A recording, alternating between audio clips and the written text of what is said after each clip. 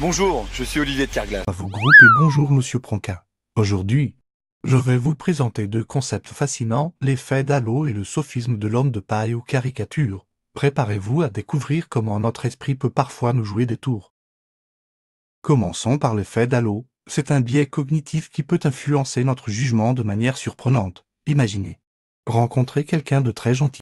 Cette gentillesse crée une sorte de lueur positive autour de cette personne. Et vous pourriez naturellement penser qu'elle est aussi intelligente, belle ou talentueuse, même sans preuve concrète. Cependant, l'effet d'halo peut être trompeur. Il peut vous faire ignorer les aspects moins positifs d'une personne, car vous vous concentrez uniquement sur cette impression positive vis-à-vis de la personne. Yeah, get again. Come on, we want to see it. Good, 22. Who's gonna carry the boats and the logs?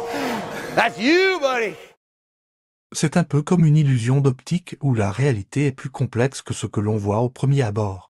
Il est essentiel de prendre en compte l'ensemble de la situation plutôt que de se laisser éblouir par une seule qualité, comme le disait Salvador Dal, la réalité est souvent plus étrange qu'on ne le pense. Maintenant, passons au sophisme de l'homme de paille ou caricature. C'est une erreur de raisonnement.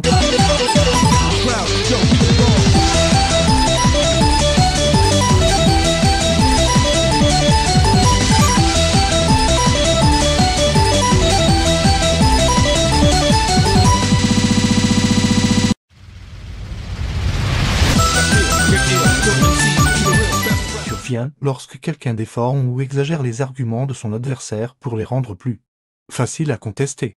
Prenons un exemple, imaginons quelqu'un disant qu'il faut réduire la consommation de sucre pour rester en bonne santé. Une personne utilisant le sophisme de l'homme de paille pourrait exagérer en disant « tu veux dire qu'on ne devrait jamais manger de sucre ». C'est absurde, personne ne peut vivre sans sucre. Tu connais pas Discord? Non. C'est un réseau, un peu comme TikTok.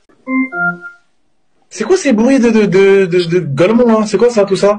Ici, l'argument initial a été déformé pour le rendre plus facilement réfutable. Le problème avec le sophisme de l'homme de paille, c'est qu'il déforme les arguments de l'autre, rendant la discussion moins constructive. Pour une discussion honnête et constructive, il est essentiel de répondre aux arguments tels qu'ils sont réellement présentés. Plutôt que de les déformer pour les contester, cela favorise un dialogue plus efficace et respectueux. Voilà qui conclut ma petite présentation sur l'effet d'halo et le sophisme de l'homme de paille.